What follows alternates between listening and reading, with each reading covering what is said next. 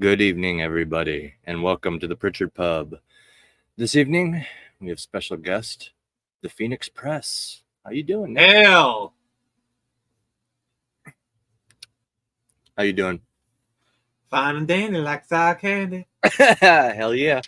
So, for those listening who don't know who you are, you're a comic book creator, a writer.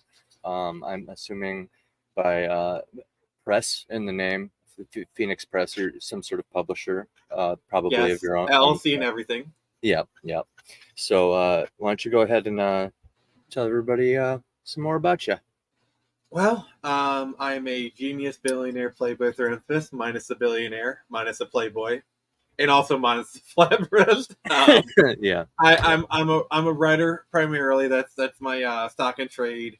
Most people know me for comics. I'm currently venturing out into the novel side of things. Got a campaign currently on Kickstarter that's burning up the charts as my projects want to do. And I am Nick Gibson. You may know me from such comics as 2100 Samurai and Screecher. I was trying to do my best Trent McClure voice. Hell yeah.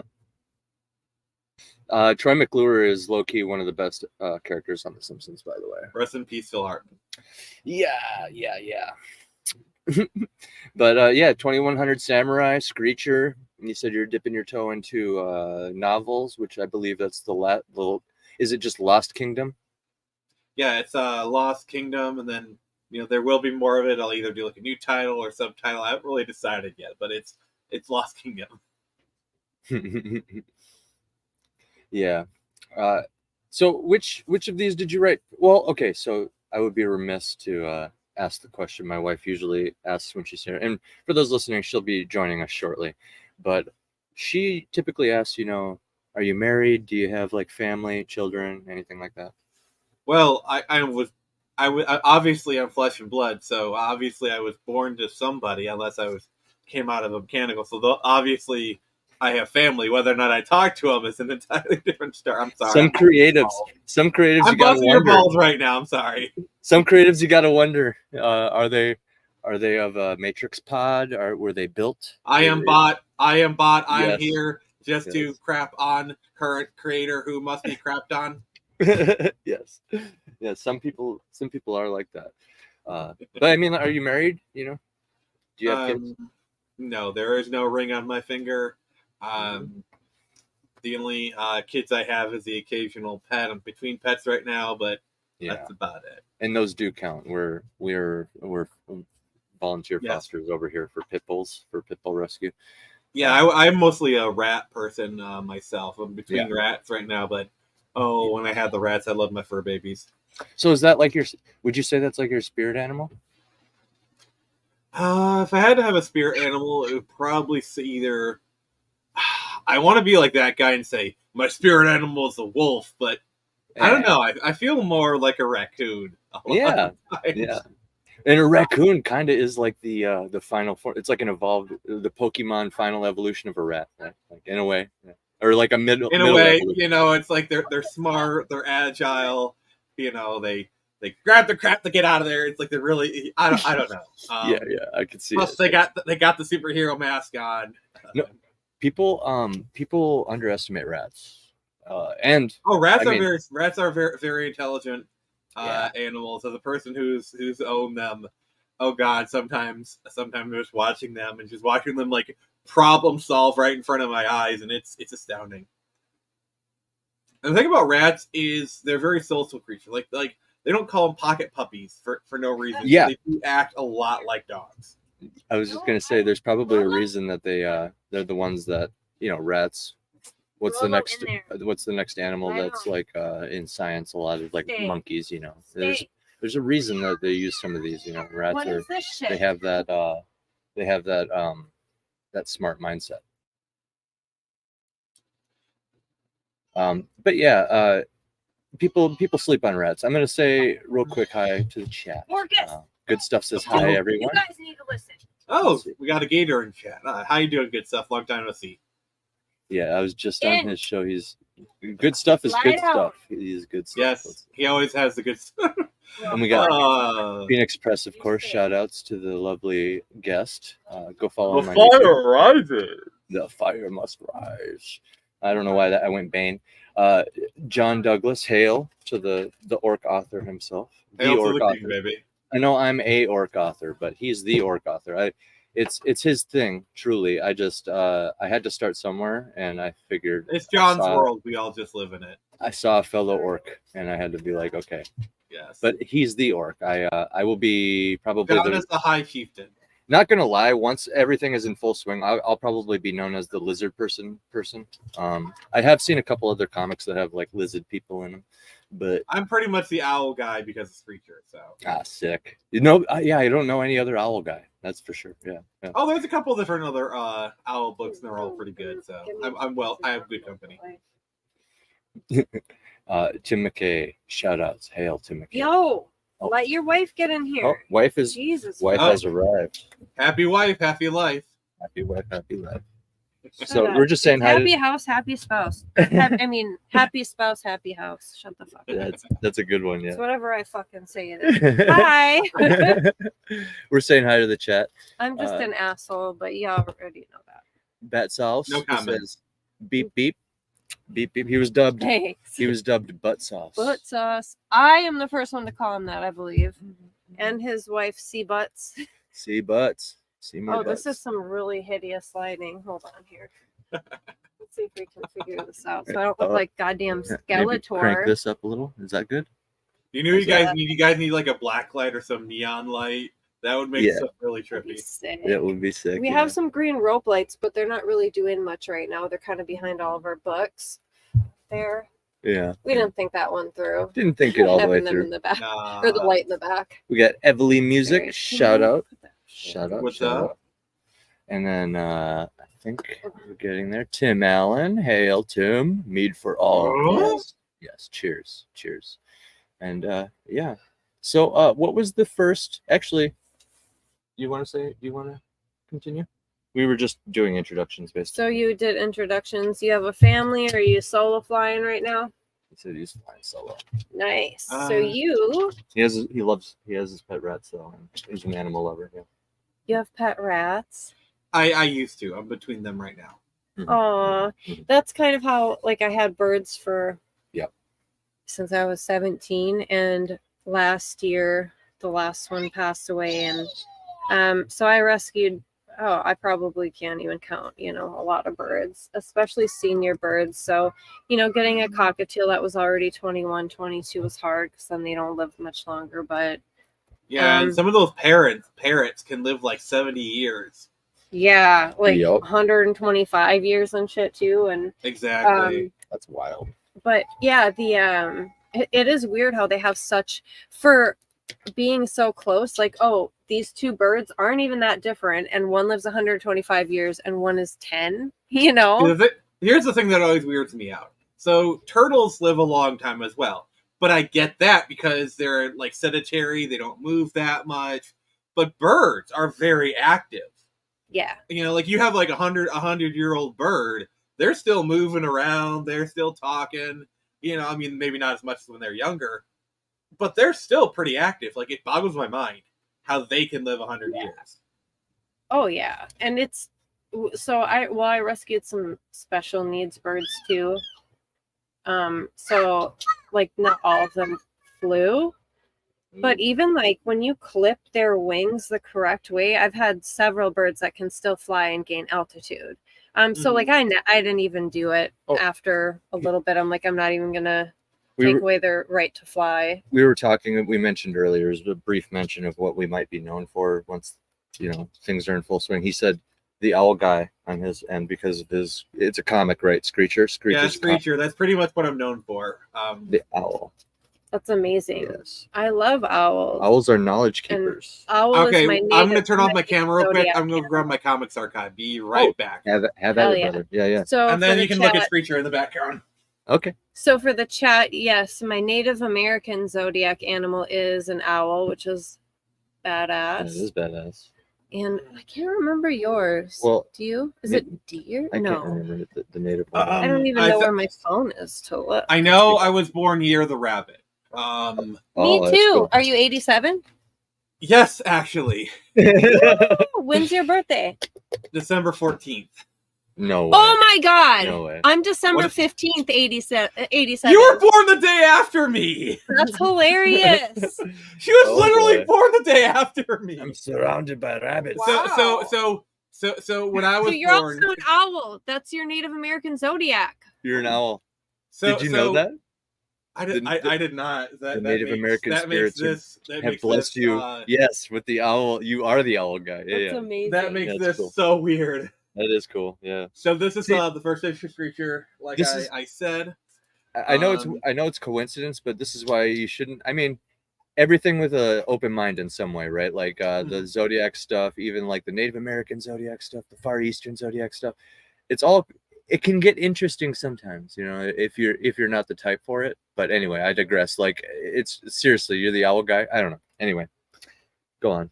Sorry. So much. But yeah, Yeah. I've done 2 issues of Screecher. Currently working on the 3rd. Sick. Nice. This is all of my comics that I've ever Wait, I think published. you're- This one recently released. This one got shipped out to people within the last few weeks. Ooh, This one's fresh off. This is issue 4. fresh off the press. Yeah, you're the beaver. That's right, because you have I Love Beaver pants too. Yeah. So that's why I thought it was funny. Sorry. I am not going to say a single thing because Oh. my mind is constantly in the gutter. And as soon as the lady said beaver, I'm like, It's There's- fine. We're in a the pub here. woodpecker. We're in a pub here. It's fine. If anyone was born between June 21st and July 21st, you're the. Hey, I'm just gonna read them all. Can I do that real quick for the chat? it's your show. Well, you know. Keep those comics handy though. We're So, gonna continue Native that. American zodiac signs. The Falcon is March 21st to April 19th, so our sun is the Falcon. Our son's the Falcon. Hmm. The Beaver. The April 20th, 420. Is that Lord Otter? To May 20th. Ooh, the best day. Yeah, yeah. Dude, no, Booba, go in the other room. I'm smoking. Oh, now I gotta put my cigarette out. Yeah. Fuck. Yeah. Oh, Man, I darn don't it. want you in here when we smoked. Yeah. Thank you. Love you. Bye. Okay. Okay. The deer, May 21st to June 20th. The woodpecker, June 21st to July 21st. The salmon, July 22nd to August 21st. The bear, August 22nd to September 21st. The raven, September Nevermore. 22nd to October 22nd. Nevermore. The snake, October 23rd to November 21st. The owl, November 22nd to December 21st. That's cool. The goose, Honk. Goose Capricorn. is less cool. Good stuff. You are not a bear. You're a gator. Capricorns. Yeah, snake with wings. Yeah, the Capricorns, December 22nd to January 19th. The goose. Okay, No, the oh, the otter. otter is a water actual puppy. one. Yeah, Good stuff is a water puppy. Good stuff is a water puppy. Water puppy. we good gotta stuff, find yeah. out when Lord Otter's birthday is because the otter is January 20th to February 18th. Oh, I love Lord Otter. The Yeah, he's wolf awesome. is February 19th to March 20th, and that would be the last one. So, what are your animals, everyone? A falcon. Tim's Yep. the falcon. Good stuff's a bear. Water puppy. Or no, Tim Allen's the buck. Tim McKay is the falcon. I can't read. Oh yeah. Good stuff is a bear. Yeah. I like beaver. He likes beaver though. Whose spirit animal is Oh, bacon? All straight guys love beaver. Bacon. Yes. Yes, Beaver. and it can be argued My that naughty gay guys beaver. love bear. Some gay guys love bear. I'll say, right? I mean, the women love a solid ferret. A solid ferret, yeah, a good standard ferret, I'm gonna make sure And- he's not Yes, grabbing. they don't everybody- like a floppy ferret. So guys, yeah, and everybody loves a good otter. I love how you just got her to walk away. He's like, "Fuck them out." Well, she's dealing with the kid. But yeah, anyway, back to your comics. You were on 2100 Samurai, I believe that. So that's this one sent was out. the first comic I ever put out back in 2018. If you want the history lesson, I wasn't even I had my own company yet. This is when I was like with a third party called Dark Elf Designs. They're based out of Flint, Michigan. And around 2019, I broke from that company, formed the Phoenix Press. The Phoenix Press was formed in 2019, and About a year or so later, we put out a revised version of Product Access, and this is where the legend truly began. Hell yeah. Gotta love it. Yeah. So, do you have a favorite, or do you have one that you connect with the most? A world that you feel like represents yourself very well, right? Of what I've done already. Yeah. I mean, if you have one in store, we could talk about. I mean, it's how you're asking a parent to pick their favorite children. It's like, I know. no, I'll never do it. It's that Because, dude, I know. Because, like, it's like, oh, no brainer. RK. I have a novel, a published collection of short stories. Yeah, RK, right? No, my free material is creeping on me, man. I'm loving my free all ages material. You know, that like very more like true fantasy. Yeah, it's creeping up on me, man. So like, I get it. I mean, the whole reason I did Screecher to begin with was like we were talking about all ages. That's like the whole reason I did Screecher to begin with was actually because, so I was doing Turn Samurai, which is a mature rated book, and I had a lot of people at cons be like, "Hey, we like your comic."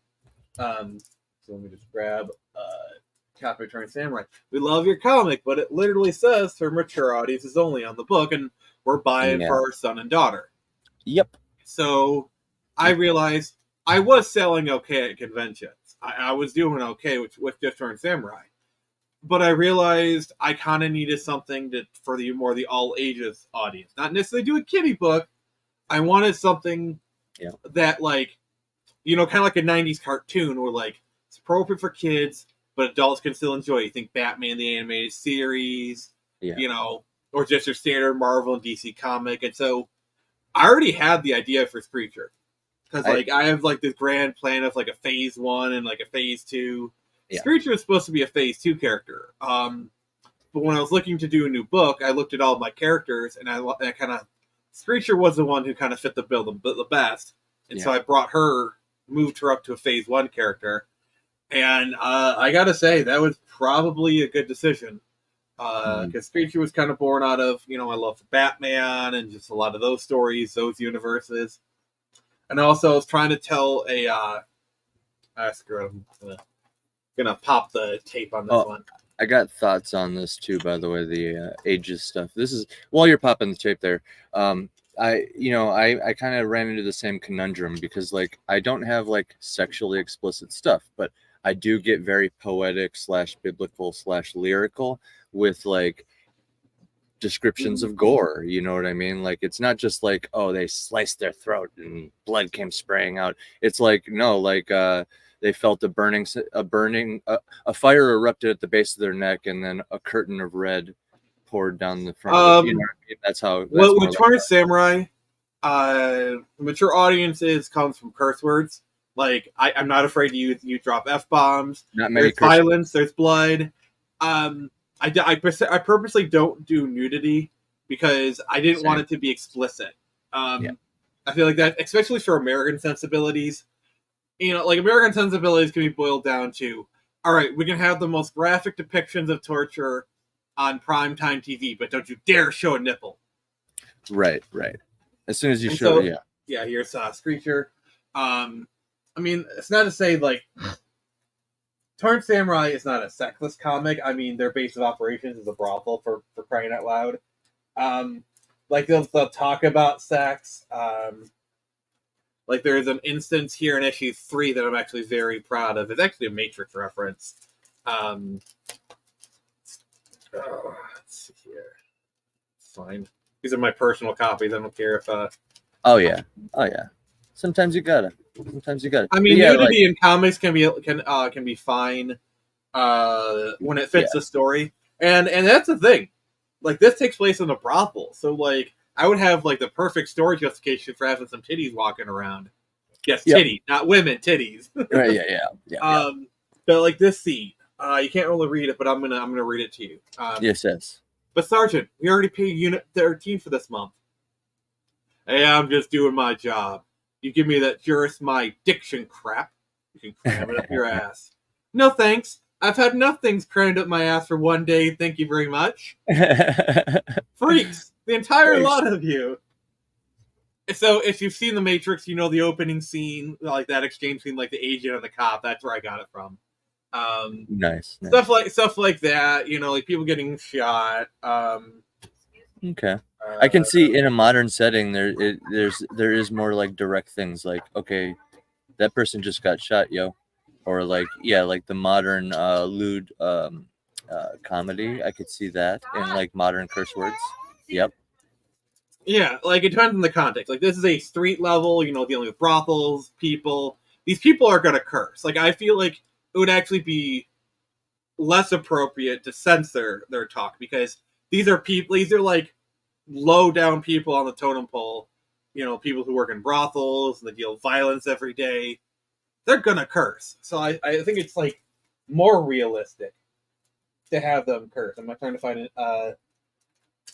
There's a moment. I'm grabbing issue. That's Here's yeah, issue, and here's that's issue kind of 2, by the way. cool, And cool. there's a moment I want to show you from issue 2. All right. I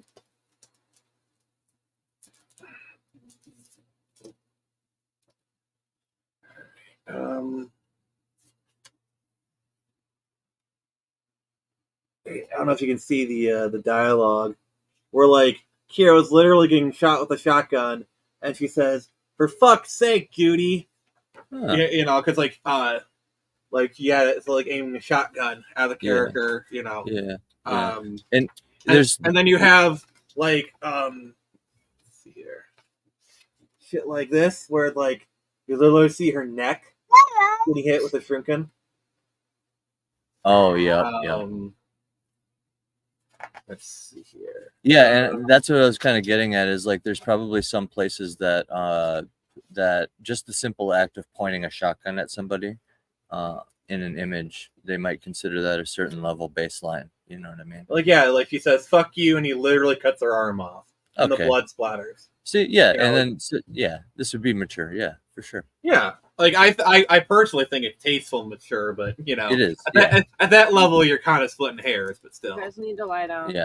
Yeah, and that I found it hard to market mine because I think I do get to that red line with the graphic I don't like gore and stuff like I was saying. I don't like this with the at description all. Come on, stop. of Sit down. with the description of like the throat being slit or whatever. Boys, go lie down. But then again, I to be fair, there is a market for like the adult gory comics, especially in the indie space.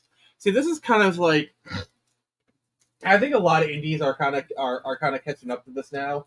Where like for like the longest time, a lot of indie creators, and it doesn't matter like the space, pick your group or whatever.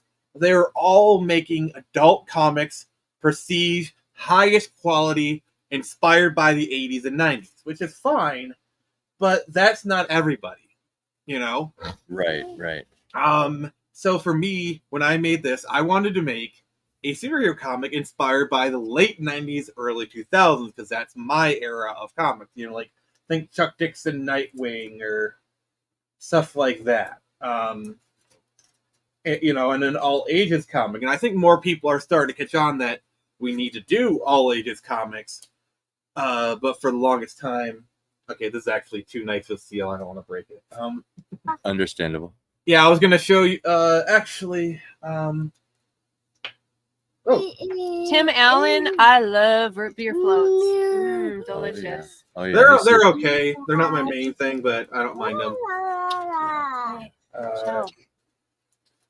So I'm just grabbing the special edition of issue 3. I'll show you because you're talking about like the red of it. Oh, you got to see this. Oh yeah, let's see it. Yeah, so I did this as a special edition for issue 3, and then issue 4 I made this style standard. So remember when I showed you issue 3 and it was all like black and white? Yeah. Oh, beautiful. I noticed it's a gloss. It's like a different gloss too, isn't it? That's a different type of paper, isn't it? Well, this is probably because it's color. It's considered like the original version was black and white. This is considered a colored page because color. We were on our other stream. We were just talking about how Andy's the one he's doing is pretty much all ages too, and how we need more of that in culture. So pretty much is, yeah. I'm really happy to hear you say that. So that's what I was kind of trying. I love what you're doing. Oh, thanks. And the thing is, And that's what I'm saying with Screecher is, Screecher kind of put me on a level that I hadn't been before. And Screecher quickly became my main book. That's the one that people wanted. And that's the one that people like, that they're excited for. And that's kind of a thing where it's like, everyone's like demanding like, oh, we need more cowboy comics, we need more this or that, we need more variety in comics.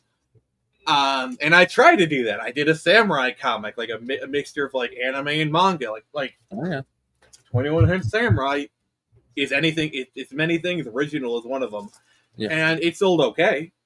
But the thing that sold well was Screecher, a superhero story, action, all ages, very much kind of in the Batman mold, but still its own thing. It's the familiar but different, and that's what sells.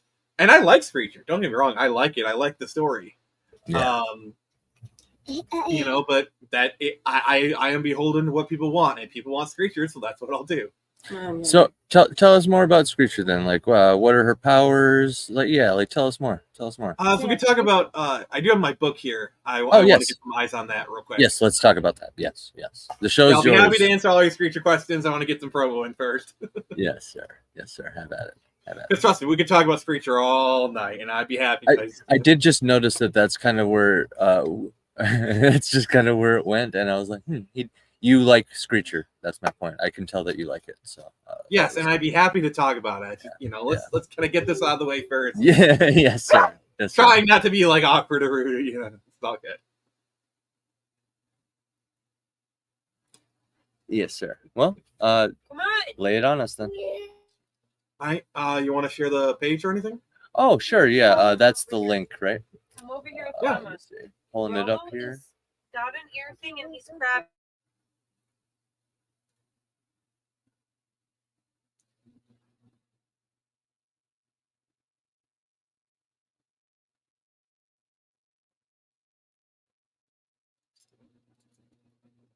Now there we go. Yeah, so this is a novel that I've already written the first draft for. It's a mixture of sci-fi and fantasy. There's a little doodad you gotta click off of. Yeah, one second. It's okay. There we go. Okay, so walk us through it. I'll just slowly scroll here. Yeah, there's a doodad you gotta click off of. The other thing on the side. There we go. So this is like a sci-fi fantasy novel, basically my version of Star Wars. I first started this in 2018, and I really got into it during the pandemic. So how everyone says what they did during the pandemic, mine was I wrote a novel. So the first draft is completed. It's 84K words for those who kind of know what that is. Roughly, that's 200-300 pages or so, depending how you format it. The story is about a middle-aged man named Justin Lamont, who 15 years prior to the start of the story, he made a choice.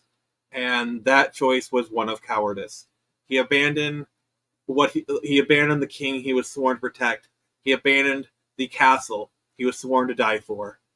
And he fled like a coward, and he's hated himself ever since. Burying his grief with rage and booze, he has found himself in the Alpha Centauri system, living as a mercenary, hating himself, the world, but most of all himself. And now, on a random day, in a random time, he is given an assignment to take a 15-year-old boy back into the Sol system, into the waiting hands of the Spartan Alliance. Little does he know that teenage boy, this brat, this kid who just annoys him to hell, is the very salvation he abandoned 15 years prior on that helipad. The Queen offered him a baby, and he spurned it. Now, 15 years later, that baby is a teenager and ready to make youth's life a living hell. So it's basically he made his choice, he regrets it. It's can he come back? So he's confronted with the consequences of his choice, and he has to make another choice. Is he worthy of salvation? Does he want to become the person he once was? And then this kid, he's like a knowing little twerp. and they have to learn to work together and all that stuff. Hey, Keely, good to see you. Hey, Keely Lee. Yeah, Keely's frequents my streams too, so it's good to see people from my streams cross over. Agreed. Yeah. So, and this art is amazing, dude. Too, by the way, I just wanted to say that. So those were done by Xevious. He's done a couple of my comic covers. Yes, sir, Xevious. Yes, fantastic. He is the man. Yes. So the top picture is the cover, and then what you're looking at now is the back cover.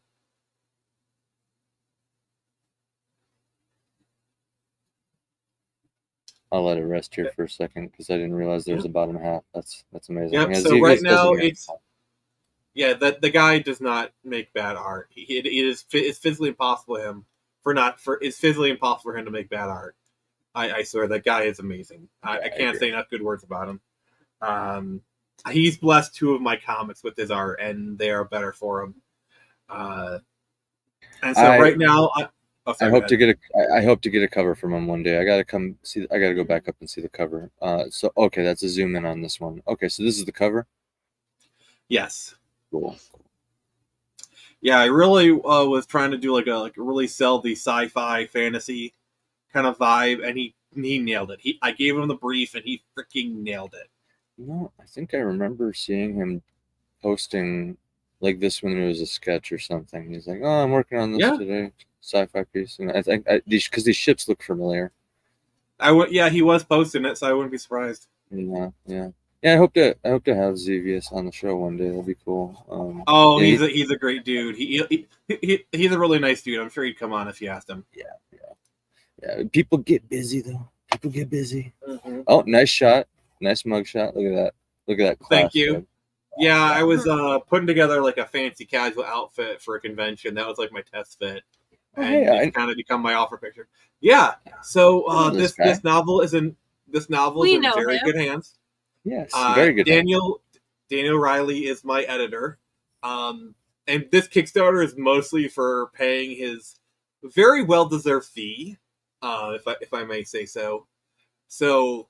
Yeah, he's good shit. Mm-hmm. We really like. Yeah, I've worked with him so far, and he has not steered me wrong. I've enjoyed working with him so far, and I look forward to working with him on the novel. We actually just got to meet him in person. Yeah, that was cool. Really? A few weekends ago. So it was really good times. Bad Sauce says you hired a giant. Yeah, he was there too. That's why he's saying that. This photo of Daniel is actually misleading. This is fake news.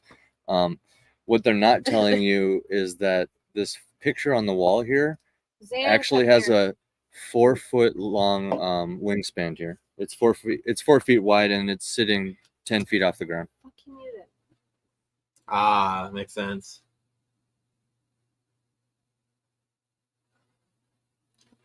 But yeah.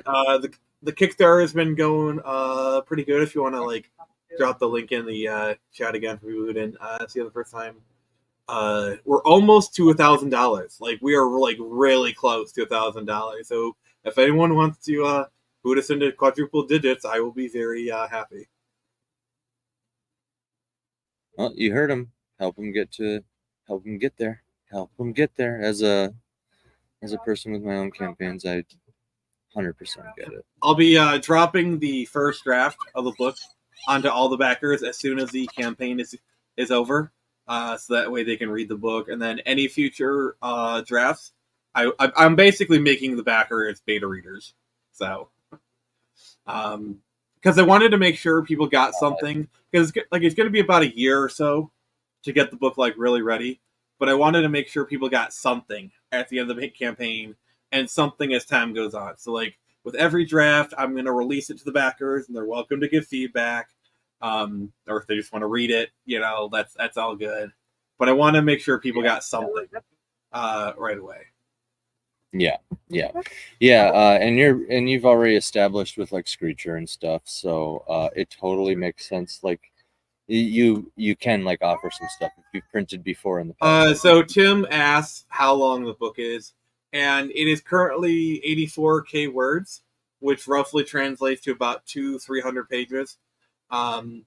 I'm most likely going to be adding to it. Like, I have like some sections I want to add, and I want to maybe rewrite some of the earlier chapters. So I would not be surprised if the word count balloons to maybe about 100K. Which I don't know how many pages that is, but it's more. 90 to like 100 is like a standard novel length. No. So just like, those going to a library, the average size book, novel. Yeah.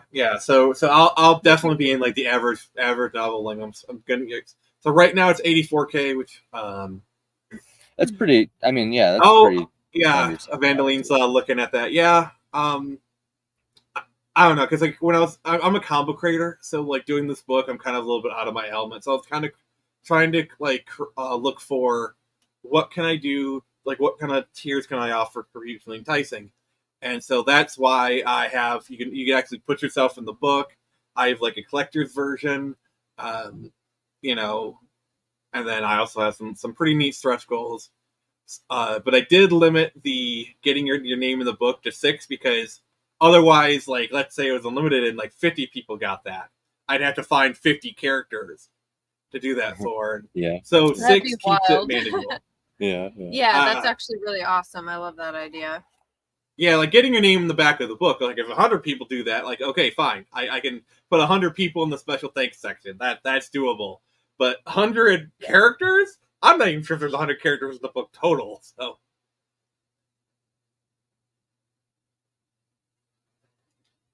Building characters can get really crazy. Hold on, babe. Restart that. I had us muted. Sorry, I'm getting us set up to be unmuted and stuff.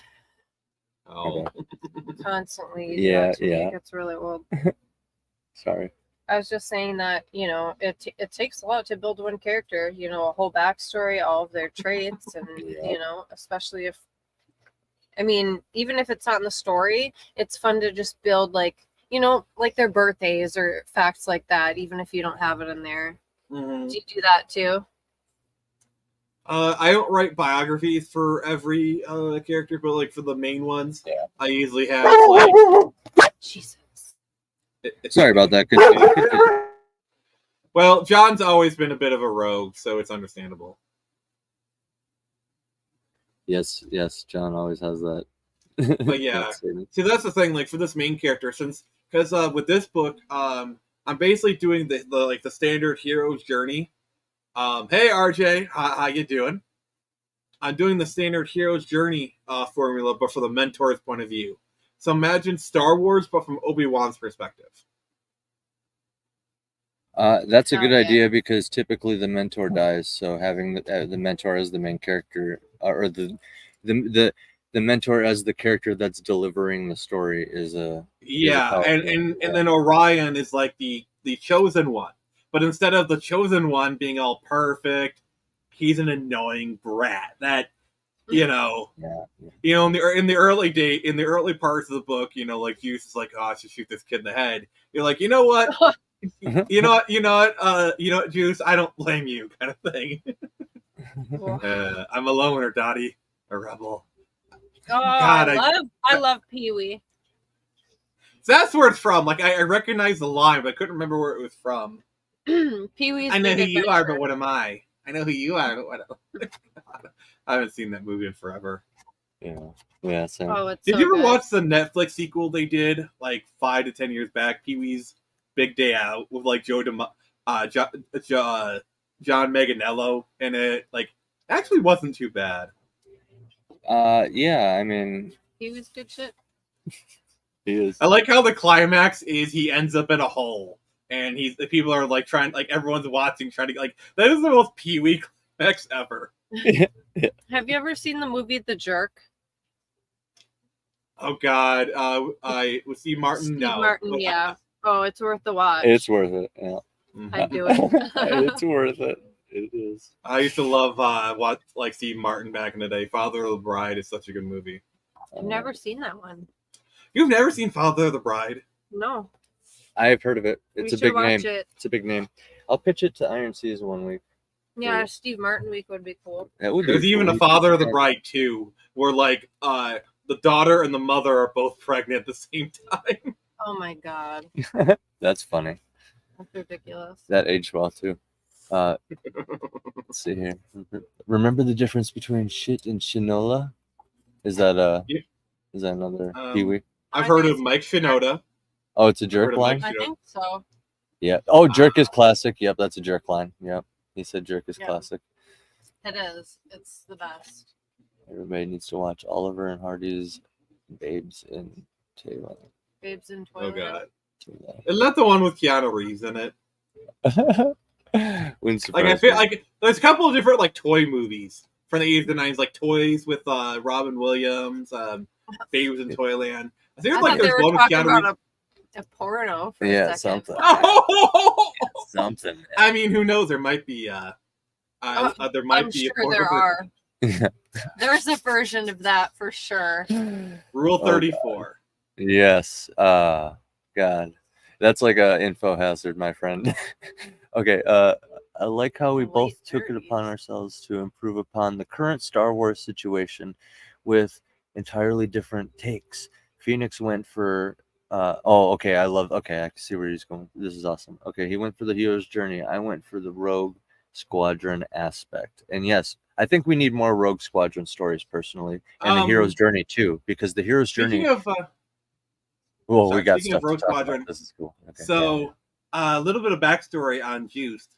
Before he was the head of the Royal Guard, the Captain General, he was the head of the Raven of the Shadowhawk Squadron, which were basically stealth fighter spaceships.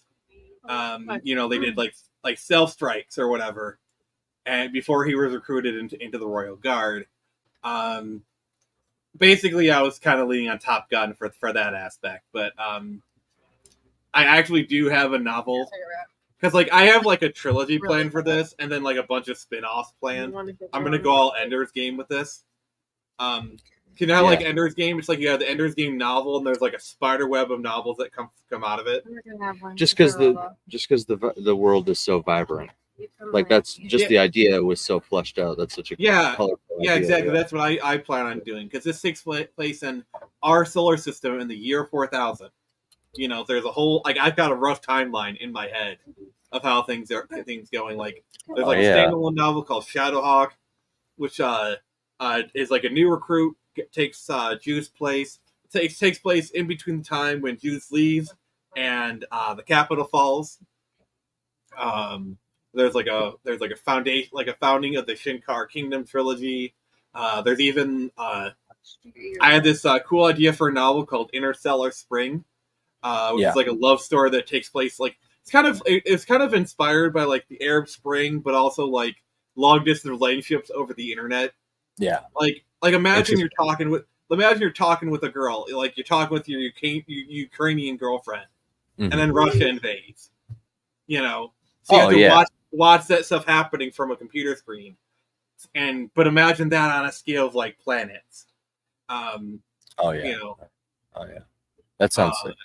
Yeah, I got a lot of really cool novels planned, and I hope I live long enough. Yeah, my story seed note is filling up pretty fast.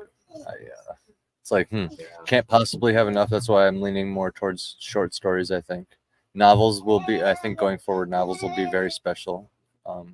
And it'd be cool to adapt all my short stories into a comic, or at least the ones that are more amenable to it, right? I mean, the other big thing is these books take place in my comics universe. Oh yeah. Oh, perfect.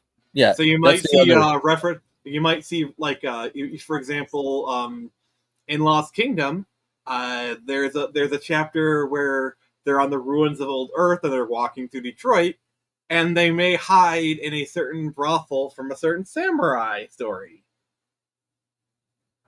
Hell yeah. Old Earth is just saying that is a good concept, right?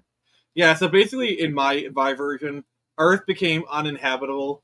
I kind of think like the Wall-E Earth kind of thing. Yes. And so they eventually abandoned Earth and settled Mars, terraformed it. That kind of became like the new Earth. And they spread out through the solar system and onto the moons of Titan, Europa, lots of different places. And they started to expand outwards into like Alpha Centauri. There's a bunch of drifter colonies in between. And that's where kind of things are. Like, I actually have a duology of novels. There's one called The Minstrel Song, which is like a post-apocalyptic. It's basically the minstrels are a society that roam the scorched earth, trying to find lost lore. And what that I mean is media, like songs. Oh yeah, comics, movies. Exactly. But they're also looking for the minstrel song, which is like supposedly the thing that can get them off Earth.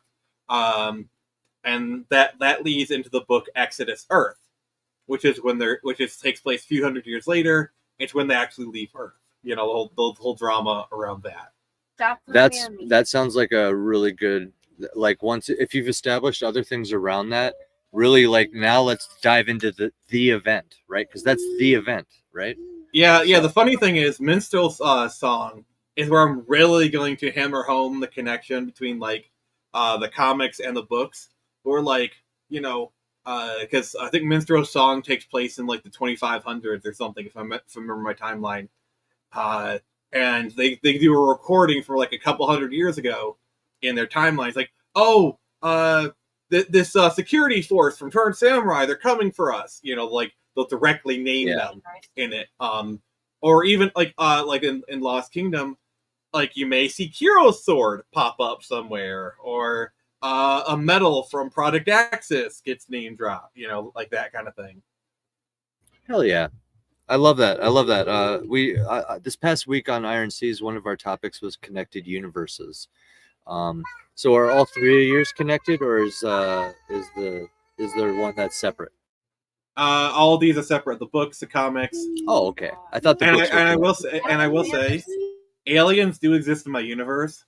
But humanity knows that aliens did come into contact with us, and they want nothing to do with us because we're so fucked up. That's a realistic outcome. Yeah.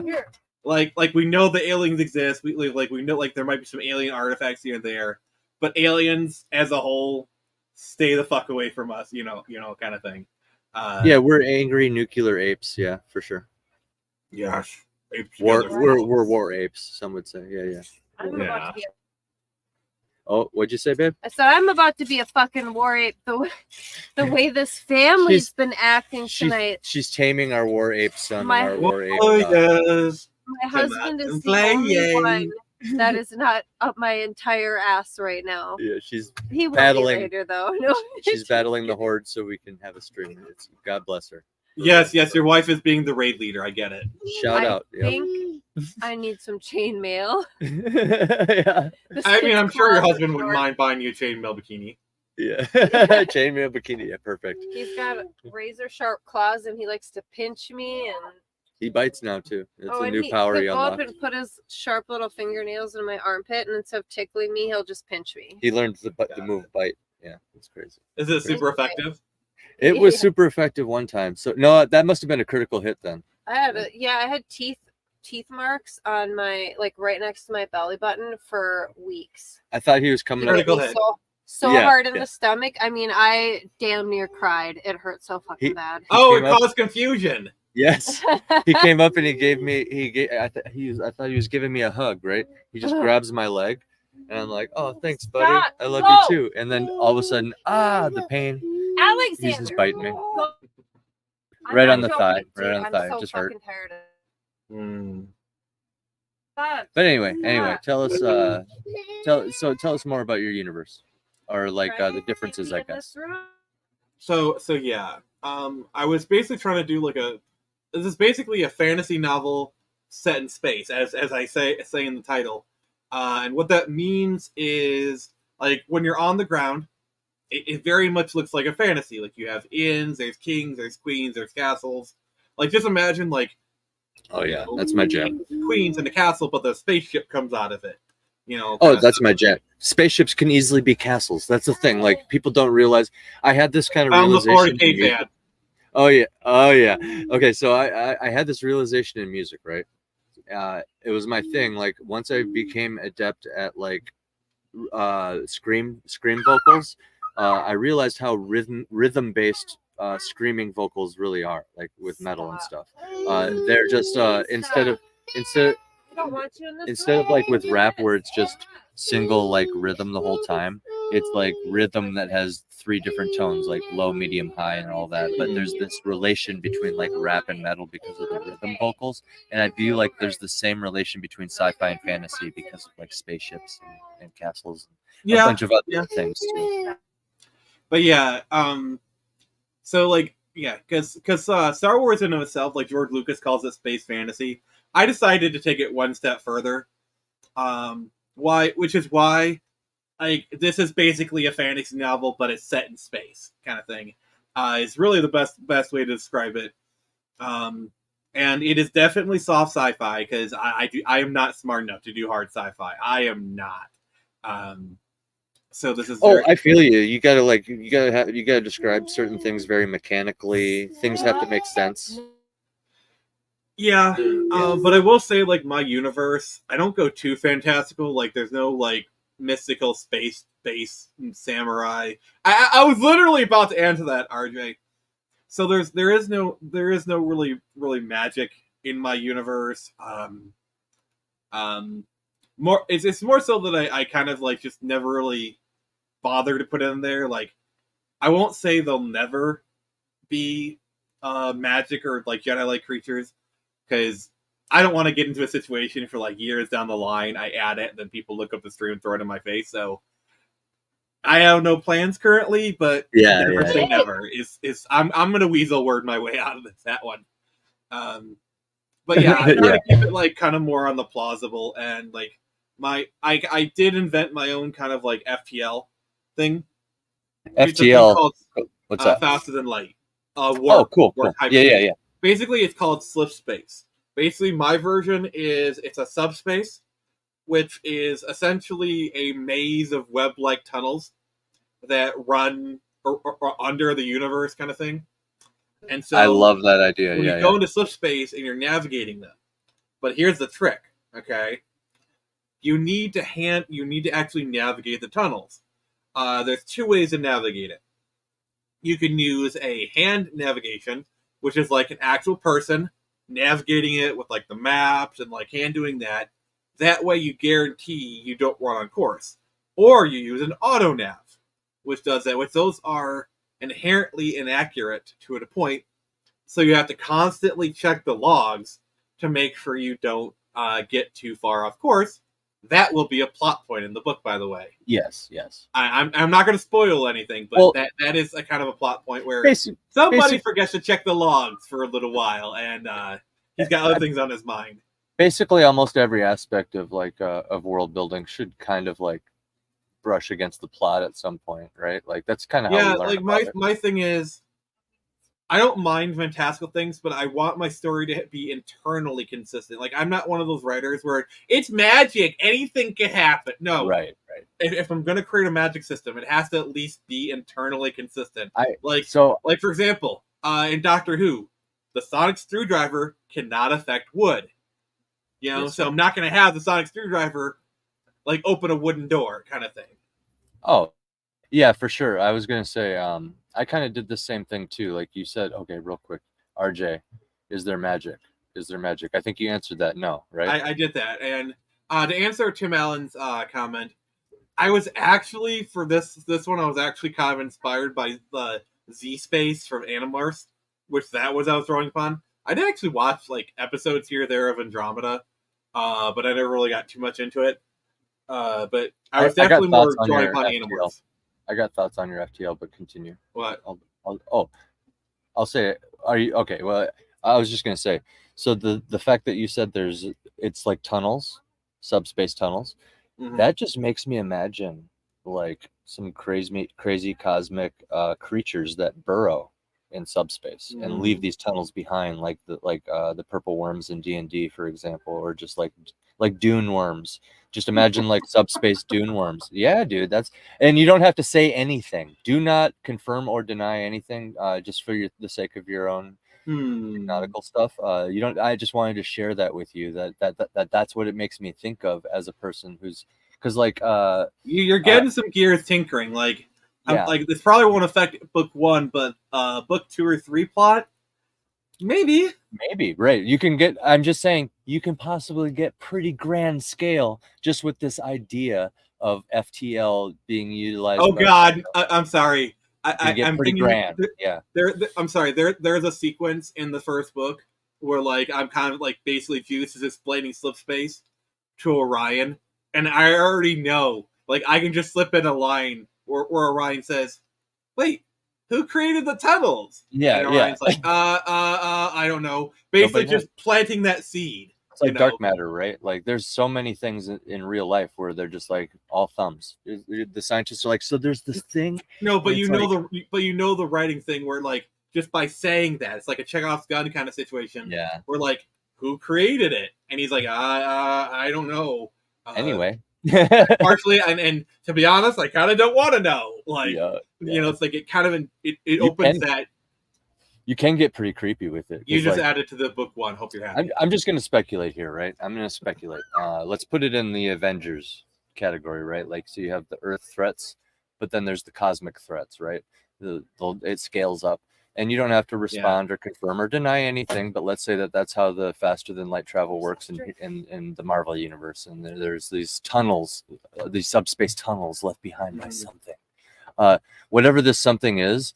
Just the very nature of burrowing. Like if you think of a worm, isn't a worm like devouring as it's like tunneling along, along? So you could have like something like that devouring as it tunnels along, and it's headed towards Earth. So now like the hero's got to figure out a way to divert it or battle it or whatever. Yeah, and it's just like a force of nature. But that's just me speculating. Yeah, you just added to the first book. Congratulations. Yeah. Like I'm sorry. I'm sorry. Like I know exactly the scene that I can lay the seed in. Like I'm not going to touch upon it, but at least putting that seed in there in the first book, I think it's a big question. Yeah, and it's one of the unique factors of your faster than light, in my opinion. But posing the question, who created the tunnels? And he says, I don't know, and frankly, I don't want to know, and then maybe have them be like shivering in fear or something. Yeah, like that kind of like sets like okay, just like cosmic dread. Yes. Yeah, I don't know where I'm going to go from there, but I think I'm going to add that to the book. Oh no, I love openly talking about this stuff. Like I will say right there, like because a lot of people like to like save their stuff for like reveals and stuff. But to be honest, like I don't know. I got spoilers. I got reveals, so I'm not talking about it. Oh yeah. There's some things like that, but like I don't know, the eagle-eyed reader of like my stuff will see that like everything is kind of scientific at heart. Like I don't know, everybody's power kind of like. Why is everybody shooting a lightning bolt? Specifically, like electricity. Like, why is it electricity? You know what I mean? Over and over again. And why is it always associated with an object? Almost like the object. Yeah, like that's like with me when I was creating. When I was creating my FTL, I just didn't want to do hyperspace warp. I just didn't want to do like the generic thing, but I wanted it to be understandable.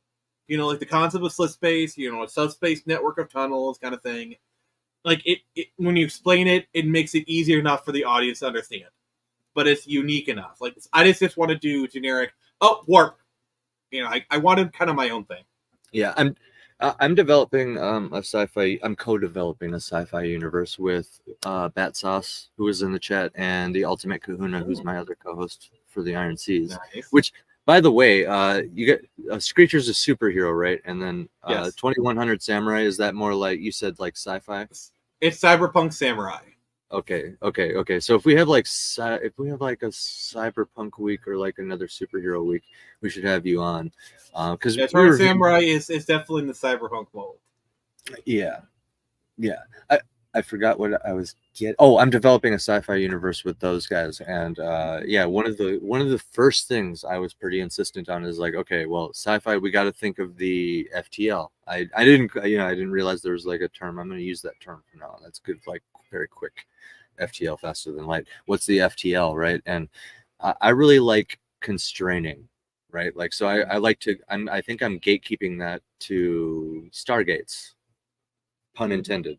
That's kind of where we landed on that because I don't know, it isolates people more. It allows like I don't know, all the like alien faction, all the factions to kind of be grouped together. It gives everybody something to aspire for, because if you want, well, mine is the way that I limit things. A lot of it's economical, because your average person does not have enough money to go off world or off moon or whatever. So whatever moon or planet they are born on, and even then, it's just our solar systems. They're not really going too far out. Like the farthest out is, like I said, the Alpha Centauri system, which is like 4 light years away, and there's a bunch of like space stations kind of in between and then there. But the other restriction is, so around the solar system is basically a kind of field to where if you're using subspace to enter it, if you pass that field, you'll be knocked out. It's basically to prevent people from entering the solar system unauthorized. Okay, so this is like an artificial Oort cloud of sorts, like an Oort cloud. Kind of. I imagine it as like a field, like a force field kind of thing. I don't really have it too much developed, but it's just it's around. It's around the whole thing. Yes. Are you familiar with Oort clouds? Let me pull up a diagram. Isn't it like an asteroid field or something? Yes. So that's even better, brother, for what you're talking about, because you can fly between the asteroids, right? There's probably many, many miles actually apart of all these asteroids. Mm-hmm. It's just from very far away, it creates this cloud. Let me see. And it's called a cloud, but really it's a sphere. So what I'm imagining is because this is sci-fi, right? And I'm sorry, this is just where my brain goes. This is, I'm sorry if it's overbearing or something. I just cannot. I usually operate under a plausible enough. Like that's how I work under. It's plausible enough. Perfect. We have the same mindset then, because like what I was getting at earlier with my magic system is it's like seems very technological. But check this out. This is actually this is all right. Wait, before you go, the closest thing I have to Jedis is there is a organization of like super spies called chameleons, that they work for the Spartan Alliance, and they can change their face, their hair, at will, kind of thing. Because they have like shapeshifters. But it's actually a type of metal that's in their skin that kind of can either go over them or can even reshape their body. Or like stuff can be absorbed into it. Like let's say you have a bullet. They can absorb the bullet into their system and then recreate it, kind of thing. Oh, that's sick.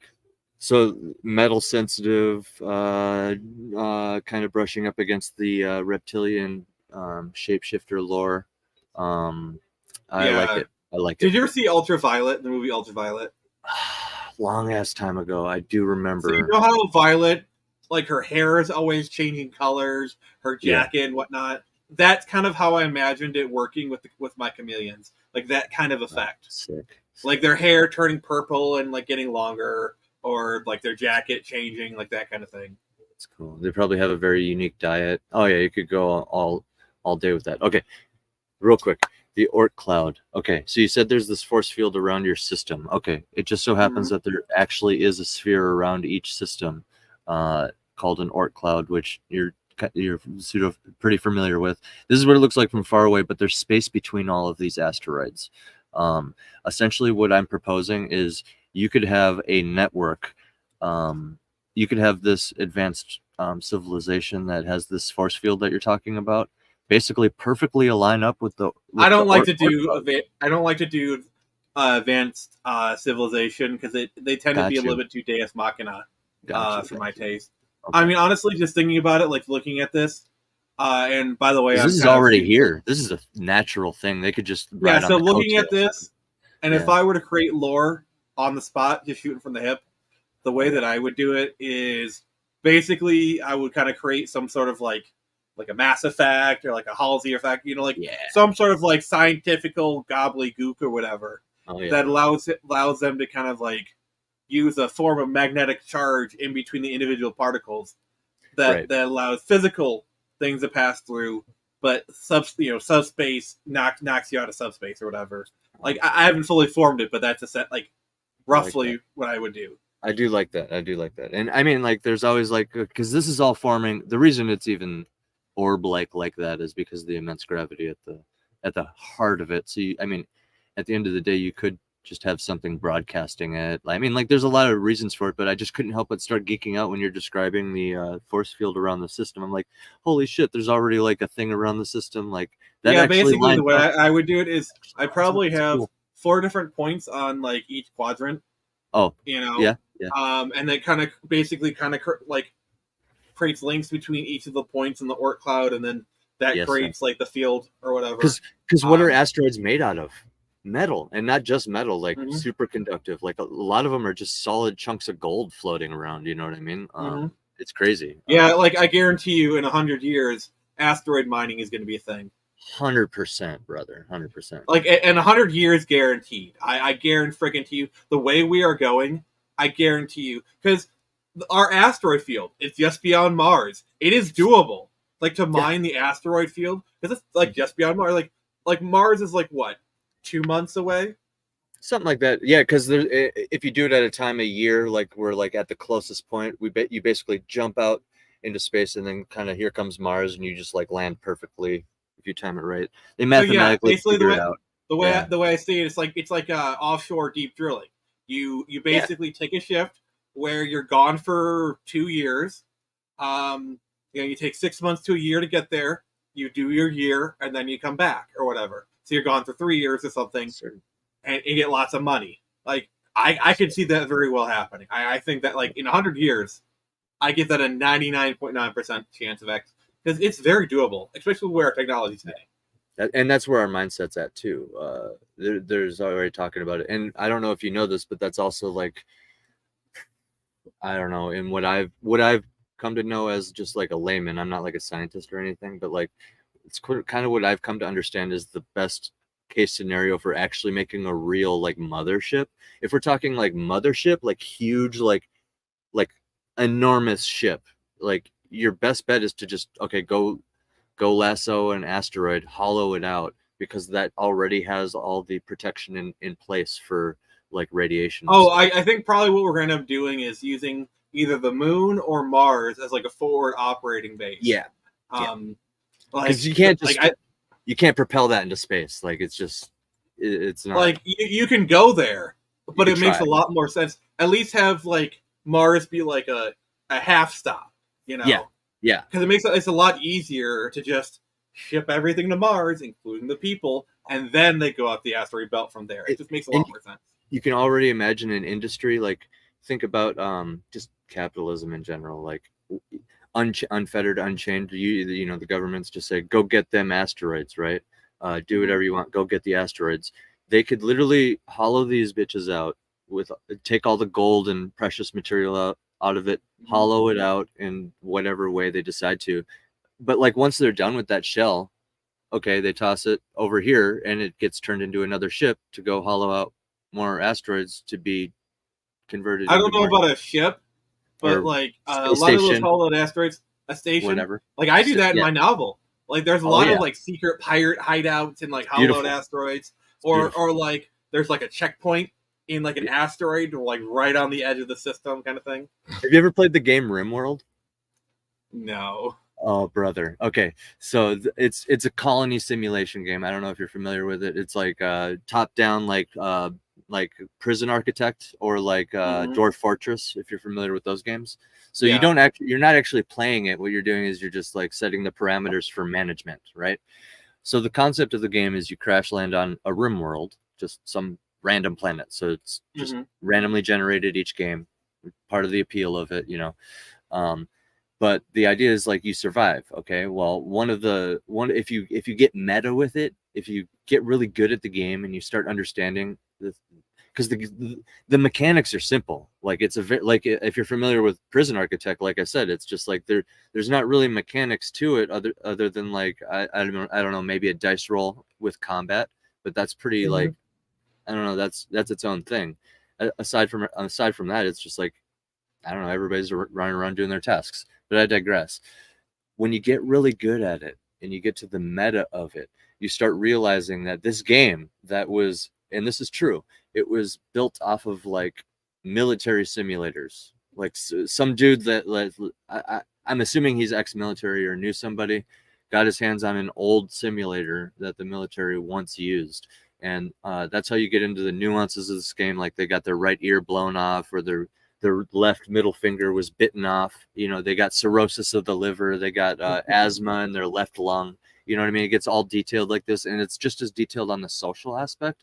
But I digress. When you get to the nitty gritty of it in the meta, you start realizing this game that was built off of a military simulator is scarily accurate, because you start realizing that if you just crash land, because what's your first instinct, right, is to just go all Bear Grylls on it, right? You got, like, let's say you do the Lost in Space scenario where it's you and your family, you know, so you can imagine your D&D party is your family. It's you, your wife, your kids, maybe a dog is with you, some bare bones supplies, whatever you want to set up.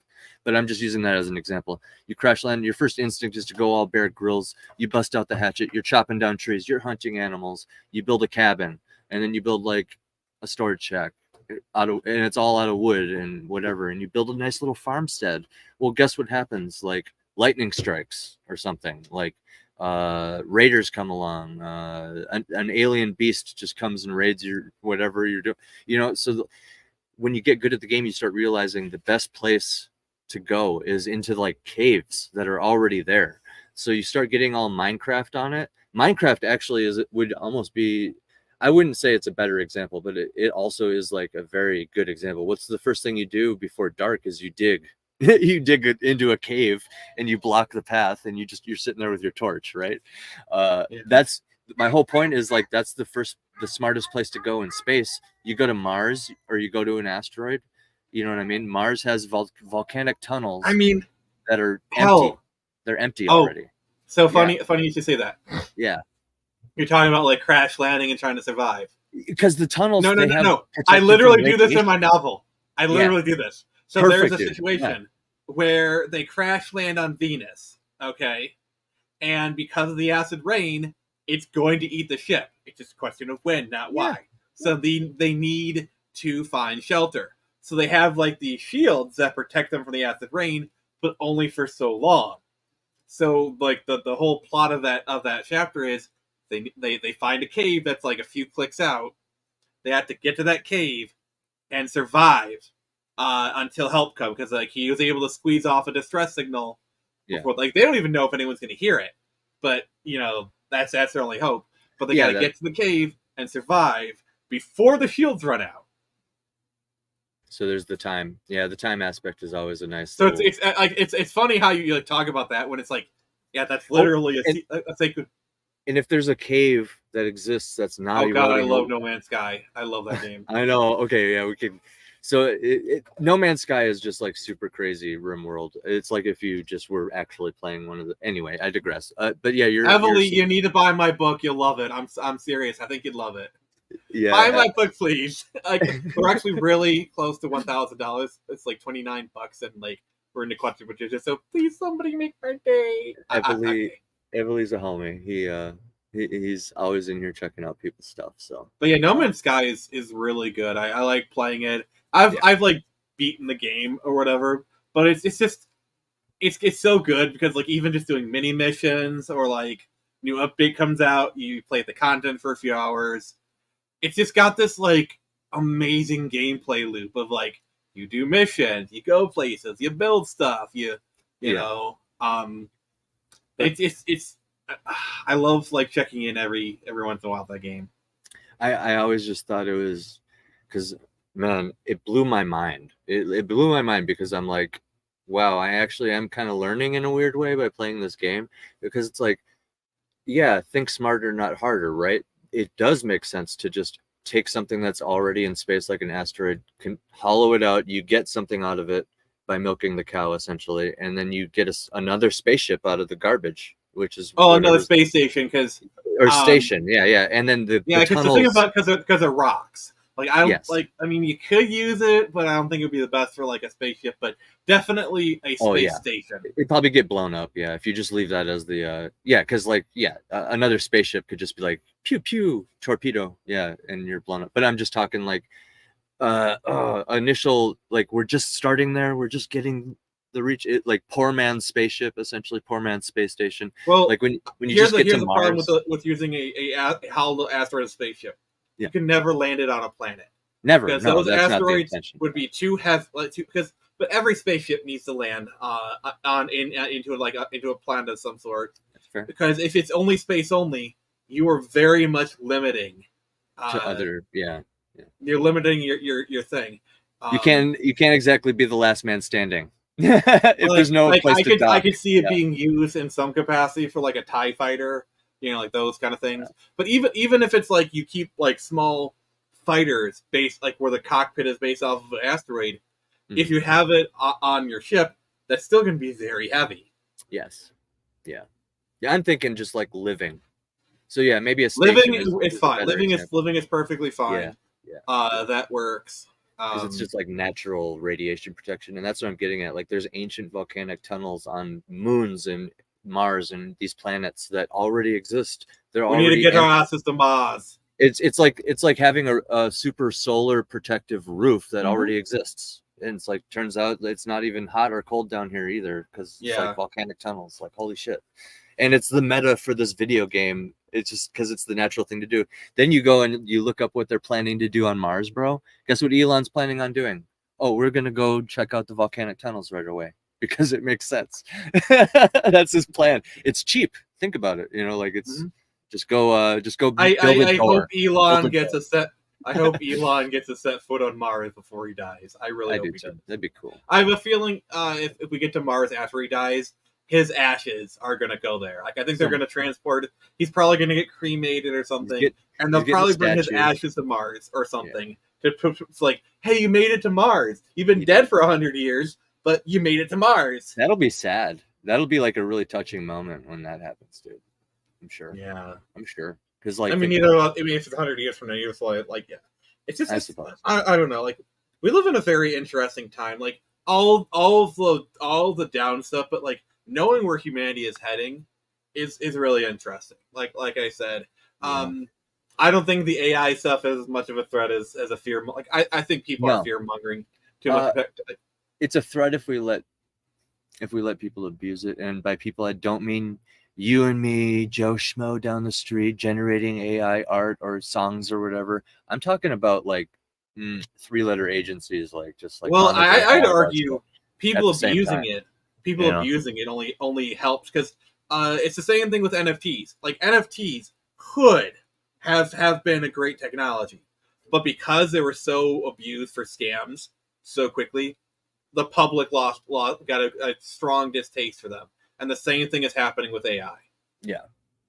So AI has become a dirty word. AI is like anything with even coming close to AI, people are not going to want, so they're not going to do it. I've noticed that it's but that's people with like a closed-minded mentality as it is. I've noticed. AI is fine as like an assist tool because AI as an assist tool has been around like forever. If you use a gradient on, like, if you open Photoshop and you have a gradient, that is AI. Yes, that is AI. Preach. If you have a brush that's pattern. Now, granted, I don't agree with AI image generation full cloth. I think that's, I know what you're saying.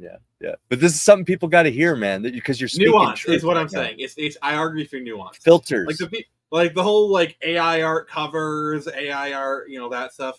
That's disgusting. You're lazy. Don't and the people who defend it. Don't try to win contests passing it off. Yeah, like stuff like that. Yeah.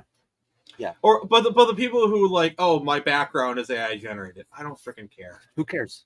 Or like, hey, I'm a YouTuber and I make a video every other fucking day, and I use AI to build really cool thumbnails. Thumbnails by their very nature are disposable. That's the one I actually will agree with you. I'll give you that. Shorts, whatever. Yeah, like shorts. Content. Shorts, I don't agree with that. But like, it gets annoying with shorts because some people aren't. I don't know. They do just kind of very much mass produce it, and it's not the best because they're just trying to get their daily short or whatever it is. I think if they put a little more time into it. As far as thumbnails are concerned, I'm a little more sympathetic to that because I totally get what you're saying. It's like some of us are creating like multiple videos a week, and it's like you look at the thumbnail for 5 seconds before clicking on the video. Exactly. Maybe I want to make Bad Sauce into a cop, like a gay cop or something. That'd be fun. You know what I'm saying? Like, or like maybe we're all pirates in this thumbnail, or maybe we're all And samurais. I'm not Maybe gonna we're all- lie. Ooh, Samurai Week. We'll have you on for Samurai Movie Week, brother. And then yeah. Well, yeah. I haven't watched too many samurai movies. So I don't know how well we Me will either. The Last Samurai. Name another. Last Samurai. Have you seen Shogun? Oh, I have. There you go. Good That's right. recovery. It's on me now. Okay. Hold on. Don't say anything. I gotta think of another one. God. Samurai. Oh, Blue-Eyed Samurai. No. But getting back to the AI stuff, like, Yeah. I'll fully admit, I like to listen to AI covers sometimes. Yeah. Like, Yeah. it's kind of amusing to listen to Freddie Mercury sing "Mr. Brightside," That's or interesting. have Cartman sing "Bring Me to Life," or have a Clanker from Star Wars sings "I'll Do It My Way." Oh, that is pretty awesome. I don't know if Oh, you've God. discovered this either, but have you discovered AI celebrity AI D&D? No. Like they generate like an entire campaign. I'm sure they edit it to make it functional. And then they generate things that they want, like Donald Trump to say or Elon Musk, and then they probably generate... I've actually seen videos of like Biden and Trump arguing Yu-Gi-Oh.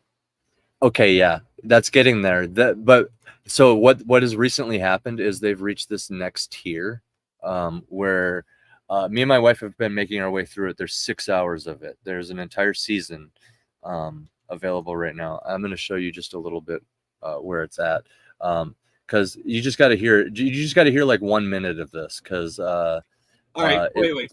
it's pretty amazing. Yeah, give me 1 All second. right, no, check that out. Oh, what? Oh yeah. So essentially what it is it's a fully functional game of D&D. Okay. Oh wow. And fully functional, brother. And it's amazing because like I've played a lot of D&D in my day. So okay, it's working. Okay, cool. So essentially when I'm listening to this and I'm like following along in my head and imagining it, I'm like, holy shit, this has come a long way. Listen to the video I sent you. The video? Okay. Yeah, the video I sent you. Yeah. Let me see. I'm listening. Yeah, don't pull it up because you'll get copyright struck. But just listen to your headphones real quick. Listen to a little bit of it. I don't think we will from the AI video. But I mean, if there's a strike, it's fine. I can just mute the volume after the fact, and we're not going to listen. It's your channel. I warned you. So I'm listening to the song right now. Let me see here. We can listen to like. I'll pull it up. The end is if you're going, no. I'm going to send a different one. If you're going to play one on screen, okay. There's one. Okay, yeah, do that. This one is cool, though. This is AI. Oh yeah, Star Wars AI. Oh, cool, okay, dude. The one I just sent you. That's the one you're going to pull up. Okay, I'm going to pull this one up. Cancel. This is cool, dude. Okay. Yeah, this is like a whole. See, this is what I'm talking about. There's like a whole bunch of decentralization happening right now. So simultaneously, like while everybody's arguing about AI art, and I know it's all art, but like art in particular, like as an image generation and shit, there's all this other stuff happening here, and like this is pretty crazy stuff. Okay, Evanescence, Bring Me to Life, Eric Cartman. Okay, Bad Sauce loves Eric Cartman. I gotta pull this up. Okay, it's actually legit good. Like I actually enjoyed this. I'm playing it right now. All right, you know, pull it. Okay, there we go. Can everybody hear it? If I can hear it. Okay. Like, what if I do? I can hear it. Okay.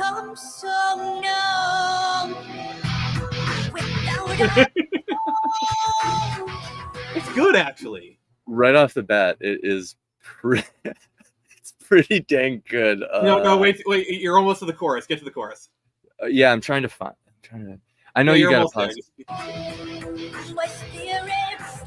almost there. There we go. Oh, he's got the Cartman rasp. Nice.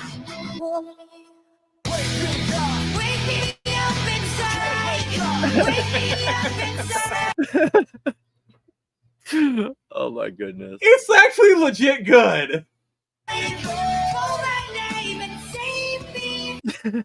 Yeah, it's spot on. Yeah. Yeah, this just makes me want to show you that other thing here. Even more. That's what I'm saying. Like so many people. Oh so God. What? Are you a Nirvana fan? I wouldn't say like a full hard. Are you a Foo Fighters fan? Not a full on fan, but like I'm aware of Kurt them, singing Everlong. Oh my God, that's hilarious. I'm aware of the songs and stuff that like their hits. That's the thing. There's Kurt singing Somebody I Used to Know. Oh God. There's so many. Here, real quick, I'm gonna show you this. Check this out. Oh my God, Kurt singing Say It Ain't So. Yeah, it would be fun to just get a whole album of this stuff, or like a whole playlist of this, I guess, downloaded and together on like one thing for like a party where it's just ridiculous AI covers the whole time. Yeah, that'd be pretty funny. That'd be cool. So the DM is Joe Rogan. Check this out. Appears to manipulate the very fabric of this realm. I don't know Let's how start much off with D&D you, you play, Tronald. but What question do you pose? Okay, Alexander, if you've been watching us for a I like while, how he's you'll like know Winston that a lot of Churchill. weird shit has been I know, happening right? to me, and I want to know why. Why am I seeing visions and hearing voices that mean nothing to me? Like spot You on. inhabit a paradoxical A little state, lifeless, but a spot on. twilight threshold where life and death intertwine. Your existence in this present moment is the reflection of a lost spirit, And a replica rendered like I said, with the a whole precision campaign is unfathomable functional in the too. The mortal dialogue realm, is all there. an echo of existence, I don't perfectly even think mirrored they and mispronounce crafted with anything such like AI intricate typically detail does. It's actually that it 3D. transcends any concept known to It's your world. entertaining. Your heart, an open book Me to and me, my wife have been has been listening. silently acknowledging this truth, though it Like, dances dude, on the edges Critical of your Role, better watch consciousness. out. They're drinking What their intrigues milkshake me, with it. however, is the shroud that veils your memories. They appear as if brushed Makes me away wonder by if an they played a unseen game or hand, something. dissolved into the ether. Possibly. Is this act intentional? A purposeful obscurity devised to procure a Skip fresh ahead a little existence, bit to the voices. unburdened by But yeah, past there's like shadows? full-on epic Stone- dialogue like that. Okay, that's good. That's a sign. Somebody That's isn't using Nope. ad block. Not on this one. Nope. Yeah, I use it mainly on my what we watch like movies and stuff on, because See, not only do I use ad block, I use sponsor block. oh, there you go. I'm gonna check out your Kurt Cobain Everlong. Okay, Yeah. dude, they animated the video with AI too. That is insane. Okay. Yep, I'm listening to it right now just to describe to everybody. It's Everlong fading in with AI scenes of like anime Kurt Cobain. And I'm gonna skip a little bit. Yep, sounds like God. Kurt Cobain. Sounds like Kurt Cobain. There's a video of Kurt singing "Somebody Told Me." Somebody told me. Which one's that? Yeah, by the Killers. Oh yeah. Somebody told me. I love the It's Killers. Kurt Cobain.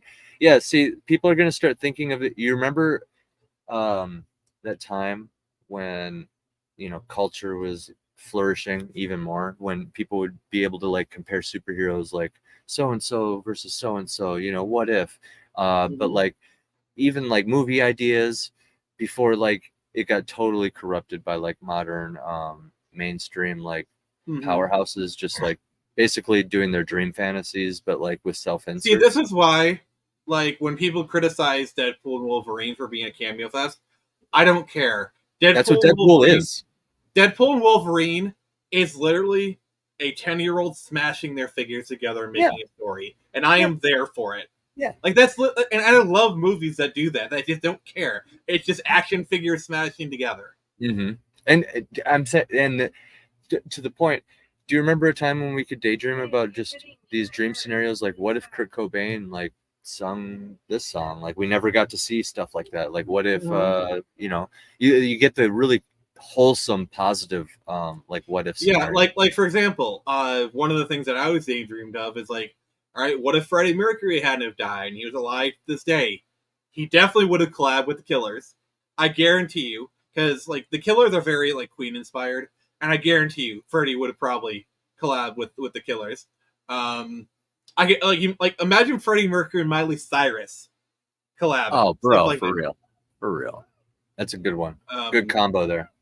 Or like like I said, like Kurt Cobain, like pretty much every emo band in the late 2000s was inspired by Nirvana. Okay, Yeah.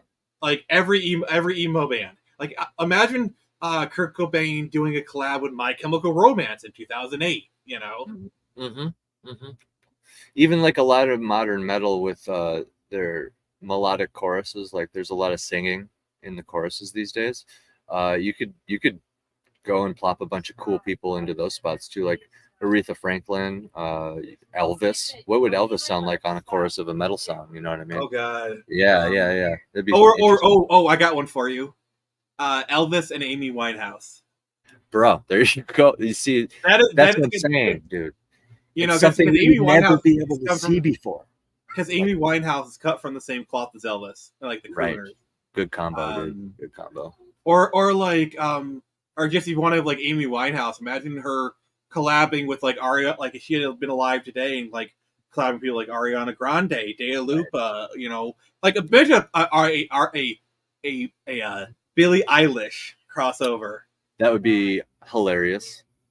And you know what? I bet Freddie Mercury would do it too. I bet he would.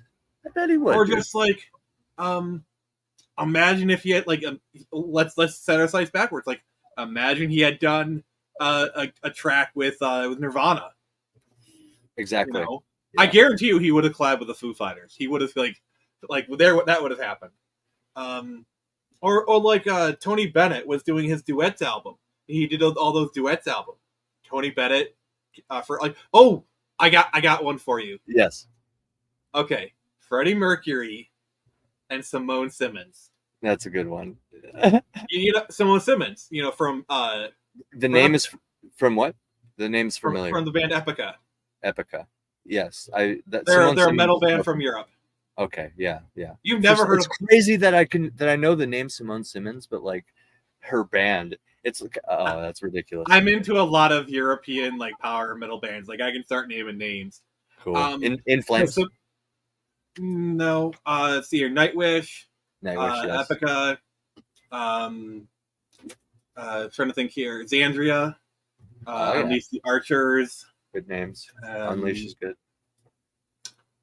God, Gojira. Yeah. Everybody knows now because of the Olympics. That's the one good thing to come out of the Olympics. I knew Gojira. So here's the thing about Simone Simmons is she is a trained mezzo soprano. Yeah. So like she has the kind of voice that would match actually really well with Freddie, because Freddie actually did an opera album with a trained singer and whatnot. So Can you move that for a minute, dude? I'm trying to find something. I got it. Get this out. Sorry, continue talking. Jesus. I got a combo though. But I'm trying to also like just think of crazy collabs. Like imagine if Jimi Hendrix had never Jimmy actually would probably still be alive today if he hadn't have died. Like that's the thing. Like he was actually he was 27 when he died, so he would probably still be alive. He'd be old as dirt. But just imagine the collabs we missed out on. Like imagine a Metallica and Jimi Hendrix collaboration in like the 80s and the 90s. Like that would have been crazy. Or Jimmy and Aerosmith. Oh yeah, I was thinking Michael Jackson and like. Michael! I guarantee you, if Jimmy was alive, Jimmy would have done the guitar solo on "Beat It" instead of Eddie Van Halen. I guarantee you. Because you got to realize, in the 80s, like Jimmy would have still been in his prime. Like he still would have been he would have still been at the top of his game in '81. So I guarantee you, Jimi Hendrix would have collabed with Michael Jackson. Guaranteed. Oh yeah, guaranteed. Bob Marley. Like he probably would have done the Beat It solo. Ooh, Bob Marley and Michael would be cool. That would be cool. Oh, imagine Bob. No. Even better. Bob Marley and Snoop Dogg. See, like, there's going to be like an AI prompter that like listens to this in the future, and they're going to be like, "Oh, gold," and they're just going to pump. No. Just imagine, like in the '90s, a collaboration with Bob Marley and Snoop Dogg. And we can see that now. And the thing is, knowing like these two people, I could totally see like them actually wanting to collab. Oh yeah, oh yeah, and that would be like a dream come true for Snoop, I'm sure. Mm-hmm. And the thing is, if you want to complete the trifecta, you get Willie Nelson. Oh, fun fact: yes. Willie Nelson, Snoop Dogg has gone on record that Willie Nelson is the only person to smoke him under the table. Willie Nelson has out-smoked Snoop Dogg. Well, it's because I don't know, man. They both live and breathe it, but like I don't know, Willie. I feel like it's really like in his bones, like it's a part of him. You know His bones are literally made of hemp. Like he probably doesn't even get high. You know what I'm saying? Like he's, just like, hugging him is enough to get you a contact on him. Yeah. But anyway, with that, is there any last things you want to say before we wrap up? Buy my book. Yes, sir. Buy his book. Buy his book. Those listening. Just $29 from getting to the quadruple. So the goal is $1,500. Like I said, it's to pay for the editor. I do have stretch goals. Like if I can get some more money, then that'll cover the printing as well. If not, the printing will be paid out of pocket. I'm hoping I don't have to do that, but if I will, I have to. So $2,000, everyone gets a bookmark. At $2,500, I will open up prints from the book. Now, people get the collector's edition. They'll have the prints in the back of the book regardless, and they get those prints for free. Anyone under that tier, that'll be like a paid add-on for their stuff. And at $2,000, I will offer a hardcover edition. Hell yeah. And my wife, she's taking care of the kid and the doggos and stuff. She's taking one for the team, but she said she wanted to apologize for her absence, and she said it was lovely having you also. Yes, it was nice meeting her. Yeah. She probably could have got down on that music conversation, and we probably could have gone for like another hour on that easily. Yeah, for sure. I'll send us out. I'll send us out on the my Fun Mike comic trailer song or whatever. And I noticed you're on the Iron Age Nights tomorrow, right? Oh, so exciting! Yes, I'm excited for that too. That's gonna be a good time. Big league, and buddy. Those listening, go vote for the movie of the week in the Iron Steed X account, and I'll see you next week. Cheers.